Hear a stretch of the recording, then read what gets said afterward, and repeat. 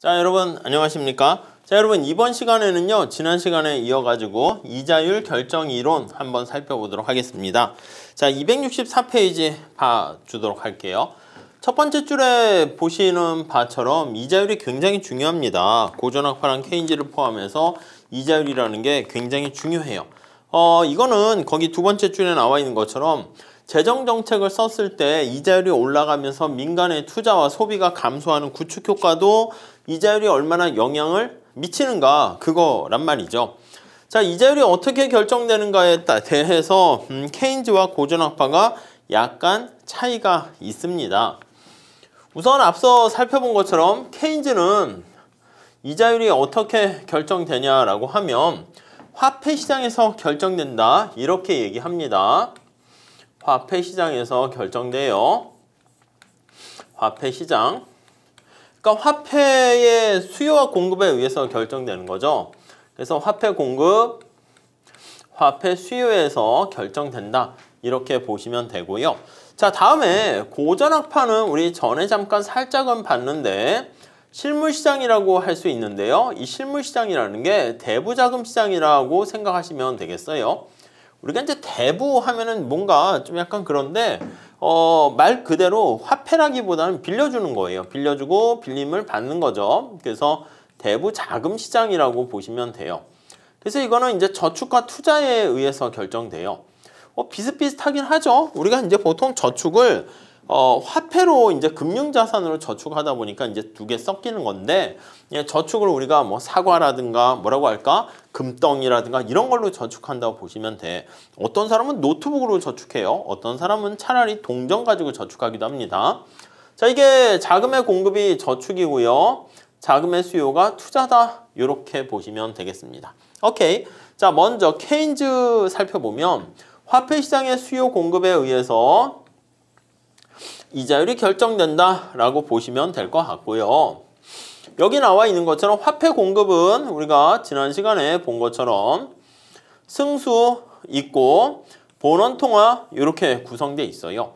근데 얘네들이 승수가 또 이자율에 영향 받을 수 있어요. 그렇지만 그건 이제 내생성이라고 하는데 이자율에 영향 안 받는다고 할게요. 그래서 화폐 공급은 이렇게 수직의 형태가 돼 있다라고 보시면 되겠습니다. 오케이, 이해되시죠? 화폐 수요는 어떻게 됩니까? 라고 하면 화폐 수요는 이게 이자율에 대해서 마이너스 형태를 보여요. 그래서 소득만 들어가면 그렇죠. 그래서 소득 말고 이자율도 들어가야죠. 그래서 거기 나와 있는 것처럼 이렇게 쓸게요. 소득과 이자율 이렇게 쓰고, 화폐 공급도 아예 직접 이렇게 쓸게요. 승수와 그 다음 본원통화 이렇게 쓰면 되겠습니다. 그래서 얘는 리퀴디티 해가지고 Y랑 R, 유동성 선호설 이렇게 보시면 돼. 자, 그래서 여기 나와 있는 것처럼 이렇게 화폐 수요가 우하향하는 형태를 보이게 됩니다. 자, 그러면 여기 나와 있는 것처럼 A가 바로 균형 상태다라고 보시면 되겠어요.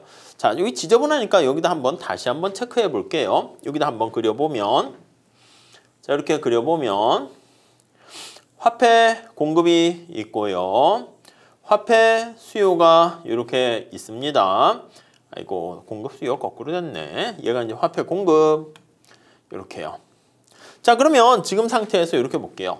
이자율이 만약에 R0로 할게요. 그럼 어떻게 됩니까? 하면 R0 상태에서는 자, 수요 공급 생각하시면 돼. 주어진 이자율에서 화폐 수요가 요만큼인데 화폐 공급이 이렇게 많어. 이해되십니까? 초과 공급 아니겠습니까? 그렇지. 화폐 시장에 초과 공급 상태가 되고요. 초과 공급 상태가 됩니다. 초과 공급. 자, 그러면 화폐 시장에 수요보다 공급이 되게 많으니까 이자율이 어떻게 됩니까? 이자율이 떨어진다고. 이해되세요? 자, 여기서 이렇게 돼서 이자율이 떨어지는 것을 알 수가 있습니다. R 스타로 하락합니다. 이렇게 하락해요. 자, 이자율이 만약에 여기 있다 할게요. R1이라 합시다. 그러면 R1이면 자, 수요 공급에서 어떻게 됩니까? 그치, 여기 나와 있는 것처럼 화폐 시장에서 이만큼 초과 수요가 발생하지 않습니까? 그러면 초과 수요 상태야. 자, 그러면 위에 걸로 한번 생각을 해볼게요. 초과 수요 상태면 균형이 이루어져야 되는데 여기 한번 볼까요? 화폐 공급은 변화가 없는데 얘가 올라갔어. 요 리퀴디티라고 쓸게요. R, Y 이렇게 있어. 그러면 여러분 어떻게 해야 될까? 여기는 이자율이 조정한단 말이야. 초과 수요 상태면 여기 나와 있는 Y는 가만히 있고 R이 어떻게 돼야 될까요? R이 이쪽이 너무 올라갔단 말이야. 내려가야지. 얘는 안 움직인대. 그럼 이쪽에 내려가야 되니까 어떻게 해야지 얘가 내려갑니까? 라고 하면 이자율이 올라가야 내려갈 수 있겠죠. 이해되십니까? 그럼 이자율이 올라가면 그러면 화폐 공급은 그대로 가만히 고정되어 있는 상태에서 여기 나와 있는 것처럼 화폐 수요가 줄어든다라는 것을 알 수가 있겠습니다. 오케이, 이해되시죠? 네, 그 정도 정리하시면 되겠어요.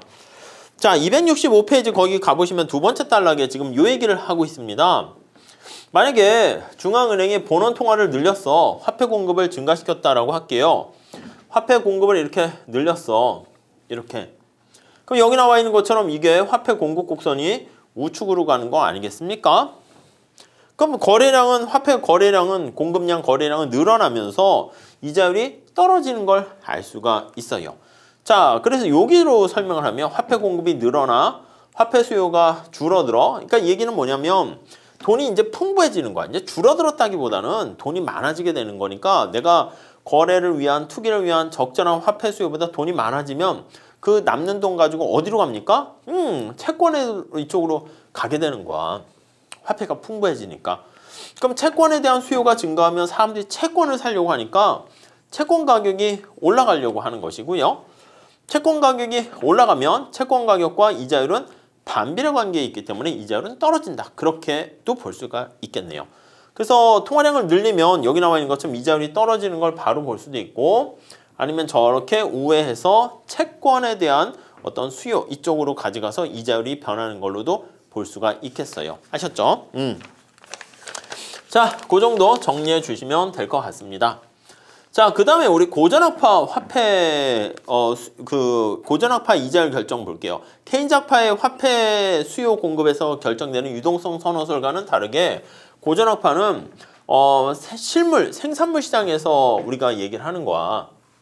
그때 생산물 시장의 전체적인 총 공급과, 죄송합니다. 공급과 수요, 이게 이제 거기서 이제 같아진다. 이렇게 보시면 되는데, 총 공급이 뭡니까? 라고 하면은요, 우리 이거 있죠?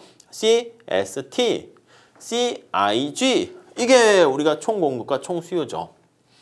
자, 근데 여기 나와 있는 것처럼 소비는 양쪽에 겹치니까 빼버리고요. 그럼 식을 이렇게 쓸 수 있었죠. 그 다음에 정부 지출을 일일이 가져오는 거야. 그러면 조세 마이너스 정부 지출하면 이게 뭐라고 그랬습니까? 정부 저축 아닙니까? 정부 저축. 정부 저축 이렇게 볼 수가 있고요. 정부 저축. 자, 얘는 뭡니까 하면 민간 저축 이렇게 보시면 돼. 프라이빗해서 민간 저축. 네, 이렇게 보시면 되겠습니다. 민간의 저축과 정부의 저축을 합쳐서 우리가 국민저축, 총저축 이렇게 보시면 되겠고요. 여기가 이제 투자 아니겠습니까? 투자. 저축과 투자가 같아지는 데서 우리가 이자율이 결정된다. 여기선 실질 이자율이 결정된다. 이렇게 보시면 돼. 여기다 이제 그래프를 그릴게요. 저축과 투자, 이자율 이렇게 있단 말이죠. 저축은 이자율에 대해서 플러스 관계야. 그래서 이렇게 플러스 관계고요. 투자는 이자율에 대해서 마이너스 관계에 있다. 이렇게 생각을 하시면 되겠습니다. 자, 그래서 주어진 이자율 수준에서 저축과 투자가 같아지는 점에서 균형이 이루어지는 것이죠. 자, 그랬을 때 이자율 수준이 만약에 이렇게 높다라고 할게요. 그러면 자금에 대한 공급이고 자금에 대한 수요야. 여기서 자꾸 이제 돈과 연결시키는 건 화폐 시장으로 자꾸 생각되는데 돈 말고 우리가 돈이 없는 시장을 생각해 보세요. 뭐 감자든 사과든 뭐 도토리든 도토리의 공급이 많고 도토리에 대한 수요가 별로 없는 거야. 사람들이 야 도토리 이렇게 막 더 필요로 해가지고 심어가지고 도토리 나무를 키우고 이러려고 하는 사람들이 별로 없으면 도토리가 남아 도는 거죠. 이게 초과 공급 상태 아니겠습니까? 초과 공급. 자, 자금의 초과 공급 상태니까 이자율이 이렇게 떨어지게 된다. 똑같습니다. 아시겠죠? 그렇게 보시면 되겠습니다. 자, 그래서 거기 보시면 누출과 주입으로 설명이 있는데 여기 나와 있는 저축과 관련된 이게 어떻게 됩니까?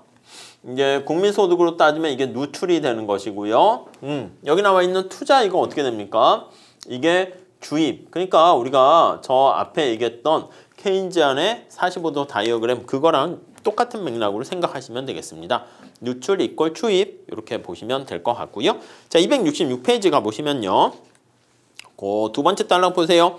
조세에서 정부 지출을 뺀 차이가 정부저축 찾았죠. 왼쪽 식을 정리하면 민간저축과 정부저축을 합한 것을 총저축 이렇게 정리를 하시면 되겠습니다. 이쪽이 대부자금의 공급이야. 저축이 대부자금의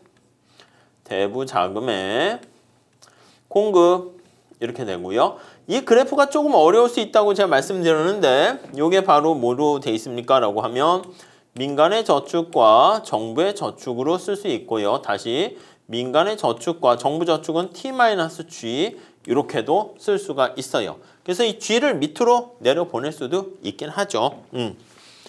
자, 그 다음에 대부자금의 공급 거기 나와 있는 거 보시면 될 것 같고 밑에 그림을 한번 볼까요? 자, 우리 오른쪽에 가보시면 사람들이 갑자기 정부가 저축에 대한 유인제도를 도입했다 할게요. 그래서 막 저축이 늘어났어. 그래서 저축을 늘어난 거야. 뭐 다른 이자율이 올라가서 늘어난 게 아니라. 자, 그러면 요거 지울게요. 제가 지저분해가지고. 자, 지워서 다시 한번 볼게요. 자, 여기 보시면 저축과 투자가 있는데 저축 곡선이 이렇게 있는 상황에서 저축이 증가한 겁니다. 자, 그러면 저축 곡선이 오른쪽으로 이동을 하잖아요. 그럼 여기 나와 있는 것처럼 이게 투자 이렇게 나와 있는데 국민소득을 한번 볼게요. 이자율이 어떻게 됐다? 이자율이 이렇게 떨어지게 되는 것을 알 수가 있습니다. 이렇게 더 하락하게 됩니다. 이해되시죠? 그럼 이자율이 떨어지면서 어떻게 돼? 이자율이 떨어지면서 균형이 여기로 가. 그래서 이제 균형 상태에서의 저축과 투자 자체는 이렇게 늘어나게 되는 거 알 수가 있어요. 자, 그 다음에 정부 지출이 증가되었다. 이거 어떻게 쓸 수 있을까요? 그렇지. 우리가 정부 지출이 증가했다 그러면 여기다 쓸게요. 그래프를. 자, 여기 한번 보세요. 얘를 저축인데 민간의 저축과 정부 저축은 T-G 이렇게 쓸 수 있잖아. 얘를 I라고 쓴단 말이야. 자, 그러면 지금 나온 것처럼 정부 지출이 증가했다. 이 얘기는 뭐야? 얘가 증가했다. 이해 가십니까? 자, 이 얘기는 뭐야? 여기 보시면 이게 떨어졌다 올라갔다. 떨어졌다지. 얘가 하락했다. 이렇게 되는 거예요. 정부 저축이 떨어지는 거야. 그럼 저축 곡선이 어떻게 돼요? 저축 곡선이 얘가 내려가니까 왼쪽으로 이동을 하게 되는 거예요. 자, 균형식으로 놓고도 생각을 해주세요. 네, 이렇게 보시면 돼. 민간 저축과 T-G 정부 저축이 투자와 이제 같아지는 거를 볼 텐데요. 지금 여기 나와 있는 것처럼 정부 저축이 정부 지출 증가로 이쪽 부분이 내려앉은 거야. 그럼 부동호가 내려앉았으니까 이렇게 된단 말이죠. 그럼 자금에 대한 초과 수요 상태잖아. 만약에 이자율이 이 상태로 가만히 있으면 이자율이 R0에서 가만히 있으면 자, 여기 한번 보세요. 지금 원래 균형 상태였었는데 이만큼 아이고 색깔을 이걸로 합시다. 이만큼 어떻게 되는 거야? 이자율이 가만히 있으면 초과 수요 상태잖아. 초과 수요 상태잖아. 투자가 자금에 대한 수요가 공급보다 크다고. 그럼 이게 초과 수요 상태가 되고 이 초과 수요 상태를 해결하기 위해서는 어떻게 해야 됩니까? 이자율이 올라갈 수밖에 없지. 이렇게 올라갈 수밖에 없죠. 그래서 언제 여기까지로 가게 되면은 멈추게 된다라는 거 알 수가 있습니다. 네, 이해 가시죠? 네, 저축 곡선이 왼쪽으로 가서 균형 이자율이 다시 올라가게 되는 거 생각해 보시면 되겠습니다. 자, 그 내용이 거기 잘 나와 있으니까 한번 보시고 268페이지에도 보면은 요 그래프 나와 있죠. 그래서 저축 의욕이 높아지게 되는 경우 그리고 정부 지출이 증가로 이렇게 변화하는 거 생각해 보시면 될 것 같고요. 저축과 투자와 관련한 게 바로 실질 이자율이 거기서 결정된다라는 거 보시면 되겠고 밑에 4번에 보시면 확장된 대부자금설에서는 우리가 거기 앞에 나와 있는 저축과 투자뿐만 아니라 화폐 수요, 화폐 공급까지 같이 합쳐가지고 그냥 좀 같이 하나로 아우르자 뭐 그런 내용이 거기 나와 있는데 참고로 보시면 될 것 같습니다.